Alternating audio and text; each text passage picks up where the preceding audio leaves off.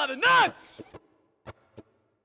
I'm sorry I groomed those kids because I'm old enough to be their mom. I hope you can tell how sorry I am by my ukulele song. In other words, I'm not a groomer.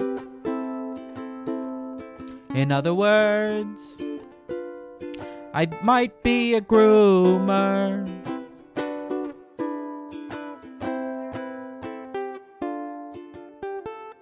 Before we get into it, I want to give a quick shout out to this video sponsor, Into the AM. If you've been watching me for long enough, you're probably familiar, as they are an excellent source for some of the drippiest drip that you can purchase this side of the Mississippi, or both sides of the Mississippi. Into the AM is a collection of artists and creators who decided to come together with the common vision to provide you with clothing to express what drives you. I'm currently wearing some sort of pagoda thing, and they sent me like 30 different Japanese streetwear inspired tees. I couldn't stop wearing them if I wanted to. They're currently running a discount of 20 to 80% off the entire website through the 4th of July, and that's not even including the extra 10% that you get off for using the link in the description in the pinned comment or my discount code Sumeto. Genuinely so thrilled to be sponsored by a company that works so seamlessly with my already existing enigma and swagger. And if you want to look half as good as I do, check out their website, buy yourself some clothes, and support the channel. Thank you, Into the AM. I cannot believe the number of internet firsts I am getting to experience in my lifetime. You guys heard me say it in the last video. When Dream decided to take back his face reveal, when he decided to unreveal his face to the internet, I thought, wow, that's a unique thing. That feels like a once-in-a-lifetime thing. It's probably going to be a while before somebody does something that stupid on the internet. 10 days! 10 days before a YouTuber with 10 million subscribers has grooming allegations levied against them, which is just like par for the course as far as big YouTubers go. But this time, going over the top with it, making headline news. This is arguably the worst YouTube apology in the history of YouTube apologies. I understand the bar is set pretty high, and it's a bit of a fallacy to call it an apology since nobody ever actually says sorry in these things. This is no exception. But do the other ones have a ukulele solo? Hey, it's been a while since you saw my face. I haven't been doing so great, so I took a little break. So a lot of people are saying some things about me that aren't quite true. It doesn't matter if it's true, though, just as long as it's entertaining to you. I imagine, like most of you guys, you probably didn't know who Colleen Ballinger was before this big news started to trend on the internet. I had to Google who Miranda Sings is, and it turns out that that's a fictional character, despite being the name of her main channel. A character played by Colleen Ballinger, who's sort of like cringy? Hey guys, it's me, Miranda. Today I'm so excited for my video because I'm reacting to TikToks, not to be confused with TikToks, which are delicious, but not as fun. Listen, it's a little bit too easy to just sit here and clown on the style of comedy that one person does when their entire channel is sort of focused on catering to children, right? You don't need to be particularly well written or understand comedy theory, right? You kind of just need to do a funny voice, have a funny look, react to some TikToks, and boom, you're at 10 million subs. People are buying tickets to see your live comedy shows. You're at the pinnacle of what any comedian in any format would strive to be at. If the only thing Colleen Ballinger did with her Miranda Sings character was continue to make these cringy jokes, there would be no issue here. The problem is, for whatever reason, Miranda Sings makes way too many sex jokes for somebody whose audience is entirely children. Forgive me for not providing a well-edited compilation of all the inappropriate jokes that Colleen Ballinger has made in and out of character on YouTube and on live stage performances. Frankly, it's unnecessary because there are dozens of like half-hour-long video essays dating back years and years, doing a much better job documenting the wildly inappropriate jokes that Colleen Ballinger has made, and they don't stop at jokes, and that's kind of where the issue is. I don't want to dismiss like the severity of the situation, but I do want to say like I understand like the pipeline that comes with like making children's content when you yourself are not a child. If you look back at the sort of videos that are made by, I don't know, like Gabby Hanna, Lily Singh, Lele Pons, like any of these people who are acting as kids or like childlike for the sake of being more relatable, it gets awkward when they start making jokes that are less about like, I'm nervous on my first day at school, and more like, how can I sleep with my teacher? Or will these boys find me sexually attractive? Like, there's a reason Teletubbies doesn't do an episode where they have a sleepover and like fondle each other. You know what I mean? Does it happen at girl sleepovers? Maybe. I've never been to one, but like, not appropriate for a kid's show, you know? So the best place to go when you're at camp to go on a date is deep and dark into the woods where no one can see you or hear you. So, oh look, we're already here. Look at that, James, you little rank score. Already here. We're already here. It's very easy with hindsight to look back at the jokes that Colleen Ballinger made in character at these live performances and be able to say that, yeah, that's creepy, inappropriate. Why would you let your kid go up on stage and do that? But she's using this character of Miranda Sings to be this sort of, I'm using this term loosely, child-appropriate version of all of these jokes that might otherwise be a little bit too risque in any other format, right? You're in a room, a lot of parents there. Everybody knows that this person is a big public figure. Anything that they do on stage is probably relatively well thought out, documented, vetted. You know, the kids are all safe and don't have like life-scarring jokes made about them. But even still, Colleen Ballinger has had a history of using her Miranda Sings character to make jokes that you definitely wouldn't be able to get away with if you were like Louis C.K. But I guess if you're Louis C.K. with bad lipstick, then it's okay until it's not. Again, this conversation of Miranda Sings being an inappropriate character towards minors has been a conversation that's been ongoing for a few years, but where I saw it start to bubble, at least with these live performances, was a TikTok posted by I'm Just Xander, much like the clip that I just showed, showcasing Miranda Sings being inappropriate during a live stage performance. In this one particular clip, she had a girl who was in a romper and she was spreading her legs for one reason or another. The girl in the clip then duets that TikTok, explaining that she is the girl in the clip, and she went to her show wearing a romper, hoping to be called up for a bit called the porn bit, which she doesn't elaborate on, but ends up getting called up for some form of yoga thing, and immediately Miranda Sings makes a face when she notices that the girl isn't wearing pants and is instead in a romper, spreads her legs on stage. Thankfully, she's wearing spandex, and the girl, Notice Bex, goes on to explain that she was 16 at the time. The whole thing felt inappropriate. She wasn't a big fan of Miranda Sings doing that to her on stage. That's sort of what's culminated in the conversation of people digging up these old clips of all the inappropriate jokes and bits that Colleen Ballinger has made, ultimately resulting in the apology that she put out. I'm sorry. Oh no, that's terrible. You can't actually apologize.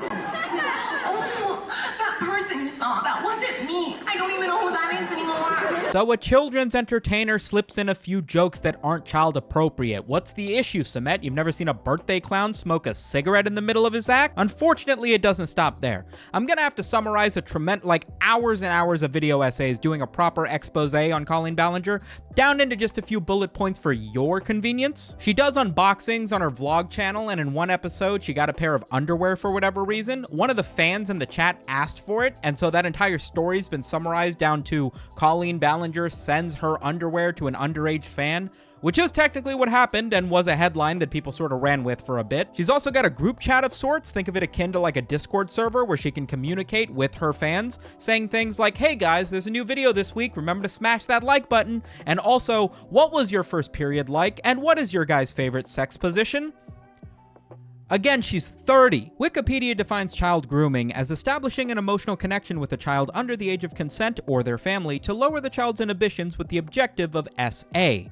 Now, I don't understand what 6 of those words mean, but what I do know is that Colleen Ballinger, to my knowledge, hasn't gotten to the point where she's inviting children over to her house for a sleepover or anything anywhere near that level of nefariousness. However, that's also not really what child grooming is in its modern definition as used online. The word grooming is used online to define like any sort of inappropriate power dynamic between somebody with a tremendous amount of influence and somebody who's either significantly younger than them or doesn't have as much online notoriety.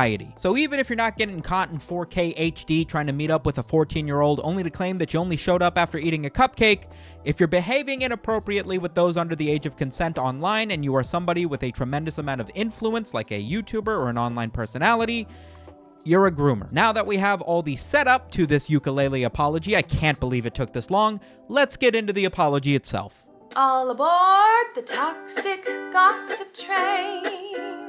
You're chugging down the tracks of misinformation. The toxic gossip train. You got a one-way ticket to manipulation station.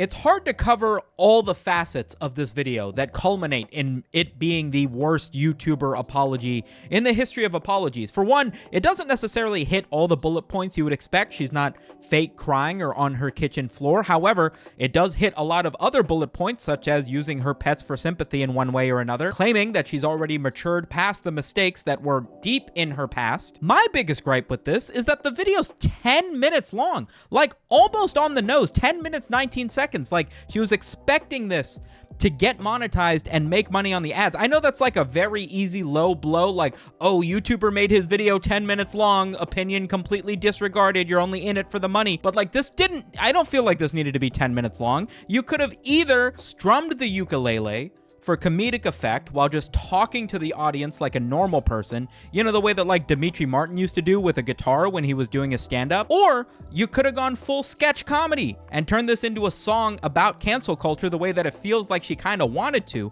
But instead, it's this weird mix of both, where there is this refrain, which to be honest is a bit of a banger, but then she also like drops the song altogether to just talk to the camera. You know how Bo Burnham used to do songs on the piano where it would be like a song and then he would just stop singing to start yelling at the audience about something to make you feel bad? That's what this feels like. You shouldn't abstain from pork just because you think that I want you to. You can eat pork, because why the fuck would I give a shit? I created the universe. Think I'm drawing the line at the fucking deli aisle? The description of Colleen's apology video titled Hi states that she does not condone or support any...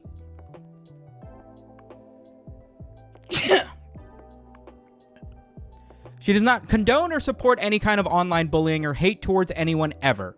And I have something to say to that. What about this DM that you sent me on Twitter, Colleen?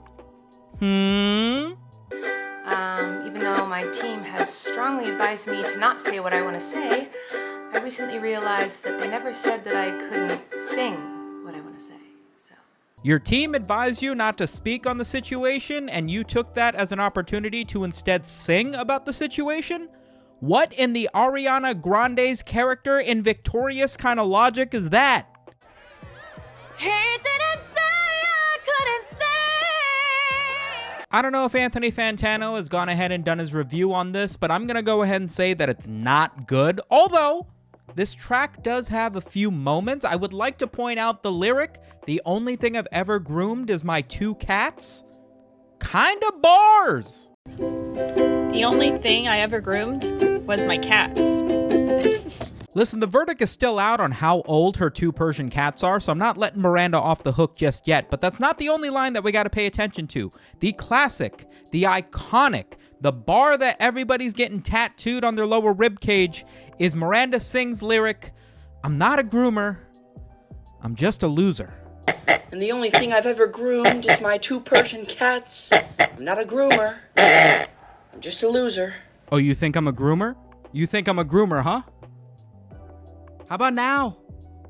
How about now, bitch? Also, Howie Mandel made a parody response to this. I don't know if Howie Mandel's like a YouTuber or like an influencer for him to be memeing on other YouTubers' apologies, but I'm here for it. It's 2 minutes long, and I don't know if any of it's funny. Can we keep memes to like 15 seconds? Or if you're gonna make it 2 minutes long, can you at least stick Subway Surfers on the side? Because I can't watch all this. I'm not a groomer. I'm just a loser.